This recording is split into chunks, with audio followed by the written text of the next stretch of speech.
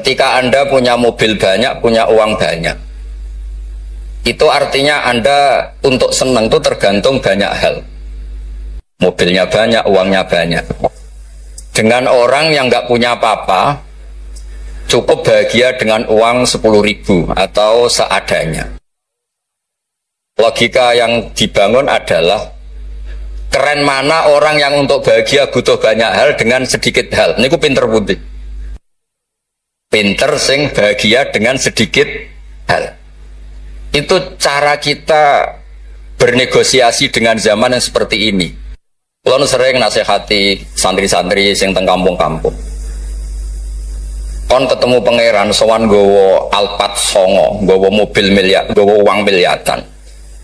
Dengan sowan pangeran gowo sujud. Yang mesti dibenarkan Allah itu pasti sujud. Nah sekarang itu niki wonten niki majelis mas saya ini wonten babar. Lalu sering menghindari dari acara-acara publik bukan karena apa-apa. Supaya orang itu terlatih nyaman dengan Allah Subhanahu wa taala. Kalau niku termasuk kalau boleh kalau sering cerita bakul, kecewa kalau orang boleh kecewa. Wong ape mulya wae ngenteni ngomong ning panggung, wong ngaji kok ngenteni ning panggung diundang. Itu biayanya mahal. Riyen mboten kiai ikhlas zaman Mbak Fayumi, Bude kula Mbah Hanid itu ketemu ngaji orang takok yang ngaji. Sakniki ngaji niku panggung, sound sistemnya rapik, kiai ini kecewa. MC-ne maklaran yang kecewa. Repot. Beragama itu menjadi mahal. Kalau nu sering ditanya sama sebagian gitu, kenapa Gus Jinan tidak jaga protokol dalam ilmu? Kalau cerita, dulu Rasulullah Shallallahu Alaihi Wasallam, niku melampah-melampah, gimana melampah-melampah? Niku tiang biasa nyegat di tenggalan. Ada perempuan imro'atun min khos'am. Niku Nabi masih berkendara, masih di atas unta. Ya Rasulullah, inna faridotawa ala ibadi adrokat abi syekhon kabiron. La yastatiu ayastamsika ala rohila. Wa fi riwayatin ayasbuta ala rohila. Niku boten terus Nabi tersinggung. Pokok ninggalan, soan, nggo gulon mboten nenten. Kula nu sering lampah-lampah teng pasar pandangan kalian anak kula sering ketemu ibu-ibu ditakoki, "Gus, beneran ketemu jenengan badhe soan?" Apa? Badhe tangklet. Anak kula nu istikhadah senang kene ae gak repot. Jawab kalian ngadeg-ngadegan. Nak ke latihan kok Mas Umar Faruk mboten saged mutolaah riyin. Gayane ngongkon sopan wong ya asline ya mutolaah sik nih. Niku jelas di jalan. Ya Rasulullah, jenengan ibadah haji, sayang bapak kula niku pun lumpuh. Tidak bisa ikut haji. Apa saya bisa menghajikan beliau? Jawab Nabi, na'am, ya bisa. Semenjak itu dikenal ada dua haji amanah. Satu orang yang sudah meninggal, kedua yang masih hidup tapi nopo lumpuh. Disebut hajjul ma'dud, hajinya orang lumpuh. Dan saya di mana-mana kampanye ini supaya ada kesadaran kalau secara teori nggak mungkin haji, niku saged diamanahkan meskipun belum nopo meninggal. Itu disebut hajjul ma'dud. Nah untungnya begini haji ma'dud. Niki wonten majelis Dewan Masyayikh. Sekarang tuh fatwa itu kalau nggak punya otoritas tuh nggak didengar. Rodok ruwet. Kalau jenengan kadung meninggal, itu kalau tidak niat haji, tetap sama Allah ditulis tidak haji. Meskipun anak cucu jenengan menghajikan. Karena menghajikan orang yang sudah meninggal dan tidak niat haji itu hanya untuk mengesahkan warisan. Karena sebagian warisan ini harus digunakan untuk apa? Haji. Tapi kalau jenengan masih hidup dan lumpuh, nggak mungkin haji. Jenengan berkontribusi niat. Wes cong kairiku tua iku dol go kajiku. Innova iku dol go hajiku. Dia ikut berkontribusi. Lalu kalau sering kampanye monggo kalau masih hidup tidak mungkin haji, ikut memutuskan sekarang juga haji. Namanya hajjul napa? Ma'dud. Sehingga jenengan ikut komitmen niat dan ikut memutuskan. Di Korean nggih namung nyawakan cerita, Mbak cerita, Mbak Fayumi ikhlas, Bu Yohanit ikhlas. Niku Nabi ketemu tenggalan iki takok, ora usah ngenteni bahsul masail terus untuk sangu, untuk podium, untuk panggung. Ruwet kerepotan. Nah dulu bahsul masail itu hanya untuk diskusi mas'alatun muhtamilah. Satu keputusan fikih yang memper kanan, memper kiri itu memang butuh diskusi. Karena memang ada kemungkinan A, kemungkinan B. Kalau nggak perlu diskusi, memang kaulan wahidan itu dulu ya seketemunya dijawab. Saya beri contoh Mas Faruk supaya sampean ngaji ini tambah tahqiq. Misalnya begini, saya ini kalau sama Gus Mail, Mas Mail, yang harus hormat siapa? Kalau menurut struktur keluarga kulo ini pernah nom.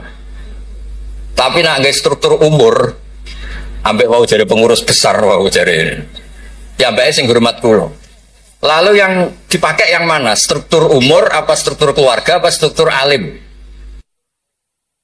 Karena kita pasti punya status di bab alim, alim ini, di bab umur bagus ini. Terus sampean ketemu wong melarat. Wong melarat itu fadilahnya luar biasa. Wong sugih fadilah dermawannya biasa. Kalau dua orang ini ketemu yang harus hormat siapa? Sing melarat hormat wong sugih hormat wong melarat. Boten saged nak jare bapak kula ngeten. Ana wong melarat tuh matur teng bapak. Enak udah di wong sugih. Poso ora usah kerja, setengok-tengok ning omah ngenteni maghrib. Nah wong melarat tuh wis poso, macul, buruh. Repote koyo napa? Terus wonten wong sugih, sing jawab yang sugih. Enak wong melarat biasa ramangan. Wong sugih wis esuk pecel, awan rawon, sore sithik nyate. Jadi yang ditinggalkan banyak. Nah sampean kan wis biasa ramangan. Itu jenenge muhtamil. Setelah didiskusikan ternyata sama-sama repot. Nah itu yang perlu musyawarah Mas Wan. Ada masalah yang muhtamilah. Karena memang kita tidak bisa menjawab dengan kaulan wahidan atau dengan al-mansus. Nah, dulu ini cerita dulu. Ada ibadah-ibadah yang mujma' alaih sah. Misalnya kita kalau sujud kan dilatih umirtu an asjuda ala sab'ati a'zumin. Al-jabha wal yaden wal rukbaten wal kodamen. Al-jabha 1, yaden 2, rukbaten 2, kodamen 2, berarti 7. Kalau Anda sujud melibatkan anggota 7 itu disepakati apa? Sah. Tapi ulama dulu zaman Imam Syafi'i, beliau zaman ngarang al-um itu sudah ngeper. Wa yahtamilu ayyasifas sujud bil jabhati faqat. Li anna nabiyya da'a fi sujudi sajata laka wajhi. Walam yaskur al yaden warubbaten wal kodamen. Bisa saja sujud itu cukup, diljabah sudah cukup, karena Nabi ketika berdoa hanya ngendikan sajadalaka wajhi. Nabi tidak menyebut dua tangan, dua rubbaten, dua kodamen. Nah ini namanya mustamil. Nah kiai-kiai kita, guru-guru kita, kados Kiai Fayumi, kados Mbah Hanid, niku nggak mau resiko. Kamu nyari yang mesti sah. Ini pun melibatkan 7 nopo? 7 anggota.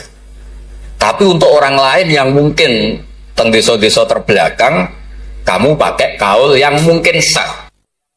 Dan itu menjadi adat guru-guru kita. Kanggo awake dhewe disiplin, kanggo wong liya napa? Longgar. Karena kalau tidak begitu, kalau ilmu Anda tidak cukup pakai standar ideal, nanti wong desa-desa sing sujute angkrang-angkrang, Bang. Terus dianggap boten apa? Sah. Nah dianggap rasah terus modelnya ra salat. Nah itu cerita keilmuan sing nggak boleh enggak. Terus niki ampun jenengan iri terus Mbah Uli Mbah kula, buyut kula niku gak ada adik Mbah Mufid niki abahe niki. Bahan itu midoane ibu kula. Terus kula nak undang niki Mbah, undang niki Mas. Terus kula nu kalah tuwa. Terus dizalimi. Anggere bangsa kalah tuwa niku dizalimi. Soalnya dipek menangi dhewe. Nak ngundang niku mboten nggih jenenge Mbah. Awas nek ora teko. Faruk itu mboten ngefek, alumni kados Mas Adam, Mas Wahid dari alumni sini mboten ngangkat. Mboten terdaftar teng Loh Mahfud nih. Tapi nak mbah niki masyaallah. Mboten nate ngekeki undangan pokoke awas wingi ketemu kula teng Lasem. Wis mbok catet tanggale. Ya memang isane mbah niku ngamuk. Ceritane kunane kuno ngoten. Tetes berfikih, berislam berfikih itu harus luas. Karena kalau tidak luas itu kita jadi yang repot. Misalnya ngeten, saya beri sekian contoh yang fikhun muhtamilun. Ada beberapa teori, kan ada usul fikih, ada kaidah fikih, juga ada fikih mateng. Misalnya jihad. Jihad itu diterangkan di kitab I'anatul Talibin itu wajibnya karena apa? Fardul wasa'il lal maqasid. Untuk supaya kita tidak dihinakan musuh itu memang kita harus kuat. Dulu gak kebayang zaman Belanda datang ke kita kalau kita tidak jihad dengan makna angkat senjata. Tapi setelah era modern ada diskusi, ada dialog. Jihad seperti itu sudah enggak, tapi adu argumentasi. Sehingga kitab I'anah mengatakan fardul wasail itu tidak bisa menjadi hukum permanen kalau sudah hasolal maksud. Kalau Anda ingin mengangkat Islam, dulu itu ya karena musuhnya pakai senjata, kita pakai senjata. Kalau sekarang kan era modern, ada diskusi, ada argumen, masuknya di ayat qul falillahil hujjatul baligh. Allah itu selalu agamanya dibela logika yang mapan. Saya punya sekian contoh cerita tentang logika. Dulu awal-awal Rasulullah dakwah itu mengajak ila ilahin wahid.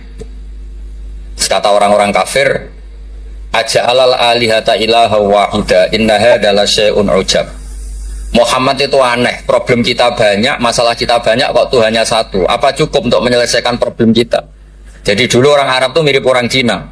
Ini Tuhan bagian hujan, bagian petir, bagian BPKB, bagian gadean itu Tuhannya beda-beda. Sertifikat kode pinter. Tuhan bagian nangani widadari katanya Mas Mail. Terus ya sudah, logika itu matang sekali sehingga mereka diajak ke Tuhan satu itu mereka bilang innaha adalah syai'un ujab. Itu teori yang aneh, Tuhan satu. Wong problem kita banyak kok Tuhannya hanya satu. Solusinya hanya satu. Lalu Nabi membalas dengan hujjah.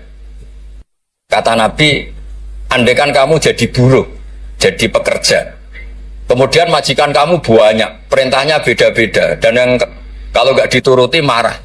Kamu menuruti satu, meninggalkan yang satu, menuruti satu, meninggalkan yang satu, mengabaikan yang satu. Enak mana punya majikan banyak sama majikan satu? Ya enak satu ya Muhammad. Mereka masih bilang Muhammad, belum Rasulullah. Terus kata Nabi, begitulah. Wa rabbukum sayyidukum. Tuhan kamu itu Tuhan kamu. Kalau banyak-banyak, kamu yang bingung. Ya sudah, Tuhannya satu aja. Itu hujjah, bukan pakai pedang, bukan pakai kekerasan. Akhirnya menjadi ayat darabawu matalar rajulan fi syuraka mutasyakisuna wa rajulan salamal lirajul. Bagi hal yastawiyani masalah, terus kata Allah alhamdulillah. Nah, sehingga kalau kita ngaji mu'in ya ngaji ana sehingga ngerti jihad itu wajibnya itu fardul wasail lal maqasid. Ya sama, kalau wasail itu bisa diabaikan kalau ada konteks tertentu yang cukup pakai sama-sama hasil apa? Maksud. Misalnya begini. Nahi mungkar, melarang terjadinya mungkar. Itu yang penting itu meninggalkan mungkar. Bukan melarangnya, tapi meninggalkannya. Misalnya malam ini misalnya ada dangdutan yang pakaiannya seronok misalnya atau apalah. Kalau dangdutan Islami nanti jadi bingung. Maksudnya yang nonton ini haram apa enggak? Ini nanti Mas Umar Faruk fatwanya bingung. Misalnya yang karuan haram kan kita beri contoh atau apalah, dangdutan atau yang lain dengan pakaian yang tidak pantas. Tapi kalau pantas ya enggak tahu, saya hukumnya tanya Mas Faruk betul. Terus kiai-kiai itu kan senengannya jagongan, masakan, kadang rokok-rokokan. Tadi mas-mas ya kalau ngelelet teng berikut teng dalam. Karena kalau kita ingat, memaksakan tidak melihat itu berat. Tapi nak bengi jagongan, mbek konco, mbok sekak, mbok jagongan, pokoknya nggak penting. Tapi ngerti-ngerti esok dan berhasil meninggalkan maksiat.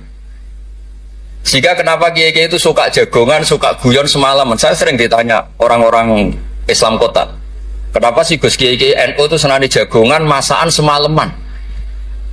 Karena untuk melawan tidak ingin maksiat itu berat kalau kamu ingat-ingat ya. Ketoknya kok lebih menarik di bang yang di rumah misalnya, macam-macam lah, mau jenis selerane wong lanang.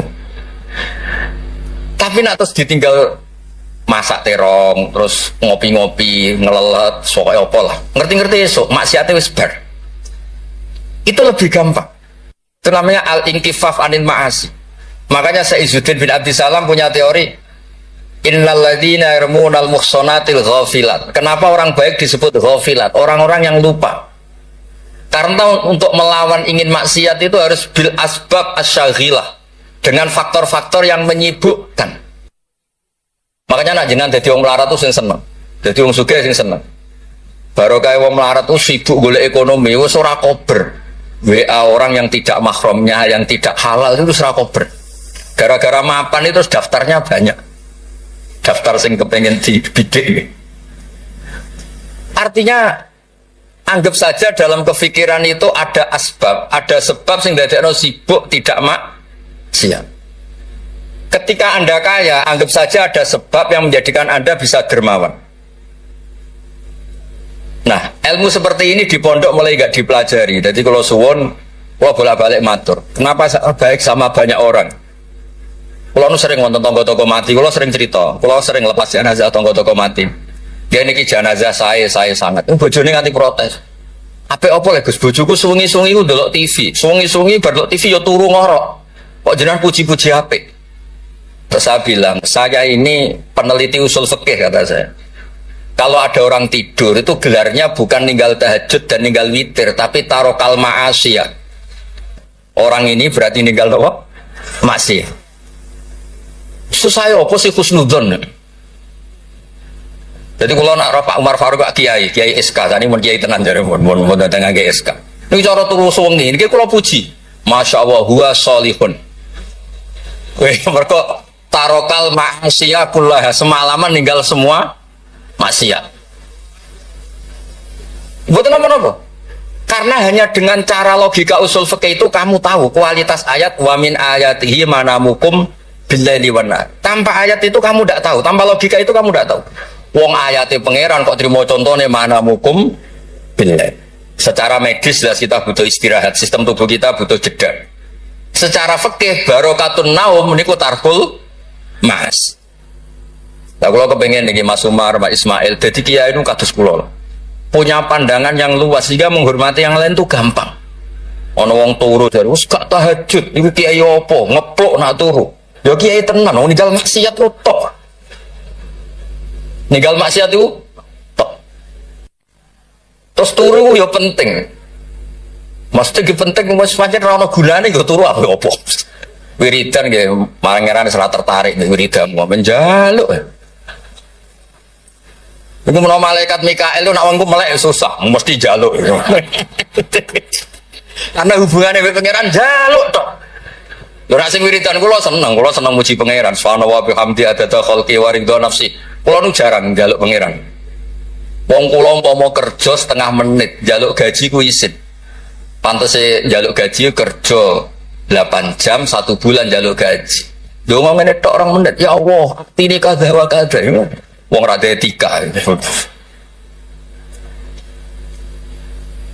Terus bukan maksud kula kalau kita pakai ilmu itu semuanya menjadi mudah. Ya, kalau pakai ilmu itu semuanya menjadi apa? Mudah. Dulu para nabi-nabi dulu itu cara pandang itu pakai keilmuan. Dan itu yang disebut qul falillahil hujjatul baligh. Kula nu punya sekian cerita tentang logika-logika yang dibangun ulama. Ya kayak tadi misalnya sujud. Sujud itu 7 anggota harus terlibat. Itu mesti sah. Tapi nyatanya Nabi pernah sungkeman yang pangeran hanya ngendikan sajadalaka wajhi. Walam yadhkur al-yadan warubatan wal qadar. Terus kedua masalah murtad. Untuk menjadi murtad itu orang sujud ke selain Allah. Mosok saya murtad ngenteni 7 anggota tubuh. Sekedar watul jabha ke selain Allah itu bisa berstatus apa? Murtad. Nah itu namanya fikih yang muhtamil. Tapi guru-guru kita meskipun bacaannya banyak tetap mengajari kita sujud yang tidak resiko. Gini ku pakai 7 apa? Anggota. Tapi jagani wong desa-desa sing mungkin lagi latihan Islam, cara ibadah buatan apa sempurna. Di kalau cerita logika. Nabi Ibrahim alaihissalam, Nabi Musa, Nabi Isa. Itu kadang-kadang nyon sewu, saking senenge pangeran, itu pangeran yo diwarahi. Tapi buatan krono ngelama, buatan dia saking senenge. Tapi barokahnya itu lahir fikih-fikih yang sekarang diwarisi umat Rasulullah Shallallahu Alaihi Wasallam. Bapak kula nu sering nak didik kula ngeten. Kancanan wong fasik ku haram. Wong mare katut nakal. Tapi nak diwalik, bina wong fasik iku apik. Iso bina anak kancanan. Iku mulai senam tak baleni maneh. Sampeyan kancanan wong fasik itu enggak boleh. Nanti ketularan apa? Fasik. Tapi kalau bina orang fasik boleh enggak? Bina loh. Boleh kan? Bisa sunat, bisa wajib. Tapi kok iso bina anak kancanan. Meskipun agak berjudi sing katut sapa. Nah, sing katut apa sing soleh dadi fasik, apa sing fasik dadi soleh. Nah, dan seperti itu muhtamilun. Karena kita mau hukumi sunat, jebule sing soleh dadi fasik. Ngukumi haram ternyata banyak dari pertemanan ini sing fasik dadi soleh. Ada hal-hal yang kita tidak perlu ngambil keputusan karena ini nanti diuji di lapangan. Sebab itu Nabi itu nggak pernah ngambil kesimpulan baku di hal-hal yang sifatnya apa? Sosial. Ayat fa'fu anhum wasfah ya banyak, ayat tegas ya banyak, ayat setengah tegas, setengah nggak tegas ya banyak. Karena di bab-bab sosial itu ada muqtadul hal, ada kondisional. Nah ini yang masalah-masalah sing wow didawakan Mbak Fayumi, Mbak Hanit itu seneng ilmu. Ya sejarah agak unik tentang keluarga kulo. Ibu kulo namanya Yohanit. Yohanit itu nama ibunya Nabi Musa. Kebetulan punya mbak Minduan namanya Yohanit juga mondok. Mondok teng Joso terus mulai itu disenengi mbah kulo. Terus rabi terus Mbak Ul. Buyut kulo. Terus kada Mbak Mukhid wafat angsal Mbak Fayumi. Terus Mbak Hanit riyen cerita kulo, aku di bojo loro ahli falak kabeh. Riyen Mbak Mukhid enggak ahli falak, Mbak Fayumi ahli. Modelnya anak ibu ora krungu nak diceritani alime bapak es. Kok wedi kon niru. Kula roh kelakuane Gus-gus kula roh hafal. Jadi agar diceritani alime abae iku ibu tawadhu, ibu kon niru apa tadi. Terus kula suwun lah di bab-bab tertentu itu baca itu harus baca. Kula gadah kitab namanya Khilyatul Auliya. Niki cerita terakhir kula. Wonten orang tabi'in itu alim alama mimman yutawassalu bihi, orang yang termasuk dipakai wasilah saking soleh, namanya Muhammad bin Munkadir. Niku muridnya Jabir bin Abdillah. Niku nak wonten tiang fasik mati, tiang fasik mati misalnya nyun sewu ono wong kok mati oplosan, niku kesusu nyolati. Padahal mainstream ahli fikih saat itu kalau ada orang fasik meninggal sebaiknya yang sholat jangan banyak-banyak. Mau nggo syarat gugoro fardhu napa kifayah. Saya ulang lagi, mainstream fatwa saat itu nak nong fasik mati sing salat aja akeh-akeh. Mau nggo syarat gugoro fardhu napa kifayah. Nanti kalau semuanya ikut mensolati dikira gak ada bedanya orang soleh dan orang napa fasik. Tapi Muhammad bin Munkadir itu orang yang kesusu teko. Ditanya, Lima datus sholli ala hadal fasik. Kenapa engkau begitu seneng, begitu semangat nyolati wong fasik? Jawabannya unik, di luar dugaan banyak orang. Oh apa? Jawaban itu, Inni astahyi minallah ayya'lama minni anna qudratahu ta'jizu an ahadin min khalqi. Itu yang dipakai Kiai Jawa. Aku iku isin mbek pangeran. Nak delok wong fasik kemudian Allah melihat hati saya seakan-akan Allah itu pasti tidak maafkan dia. Jadi intinya beliau datang itu sebagai kepastian tauhid beliau sendiri bahwa maghfiratuhu wasi'at kulla syai' wa rahmatuhu ammat kulla syai'. Lagi NU Jawa gitu, ketemu wong fasik ya tidak mau saja sekarang fasik nanti soleh. Yang sekarang soleh ya naudzubillah min dzalik saja suatu saat tidak soleh. Wong barang sosial orang mesti kabeh. Kayak apa dulu Umar ingin bunuh Nabi tapi malah dapat nopo hidayat. Kayak apa Khalid bin Walid, panglima yang menjadikan orang Islam kalah di perang Uhud, akhirnya juga jadi orang nopo soleh. Jadi intinya itu Kiai Jawa itu tahu itu, sehingga beliau ini kancaran nyun sewu wong fasik ya tenang. Tapi dalam konteks bina, sama lagi dalam konteks bina bukan melegalkan, sama lagi dalam konteks bina bukan melegalkan, karena Allah bisa saja mandu dia menjadi orang soleh. Bukan seperti orang lain, setiap orang fasik dikafirkan, difasikkan, seakan-akan tidak ada harapan tobat. Nah, ini yang menjadikan tambah susah kan. Makanya dalam sebuah riwayat dikatakan, siapa? Ala unabbiukum bil faqih kulal faqih. Kamu tahu orang yang paling ahli fikih, paling pinter. Jawabannya kila, jawabannya Nabi wakila Ali itu dalam ilmu hadis ada mengatakan itu dawe Nabi wakila dawe Ali.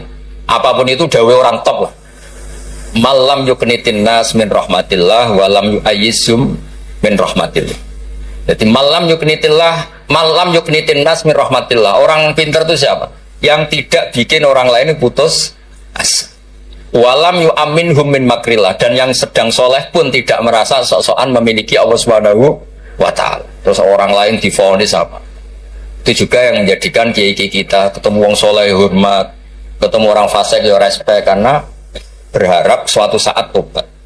Itu yang ditiru Rasulullah SAW ketika orang Taif, ya Bani Abdul Yalil, pokoknya orang Taif kayak begitu bencinya sama Nabi sampai melempari batu ini itu, terus Malakul Jibal ingin menghabisi mereka. Kata Nabi apa? Jangan. Inilah arju ayyukhrijawah min aslabihim ma ya'budu wa la yusyriku bihi syai'an. Bisa saja bapaknya begini, tapi suatu saat anak-anaknya jadi orang yang luar biasa. Dan itu yang sekarang kelihatan.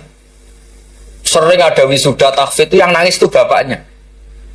Gus kula maca Quran ora iso, kok anak kula hafal Quran, napa kula niku ngipi. Kuwatah kanca sing saged maca kitab bapake mboten roh Arab.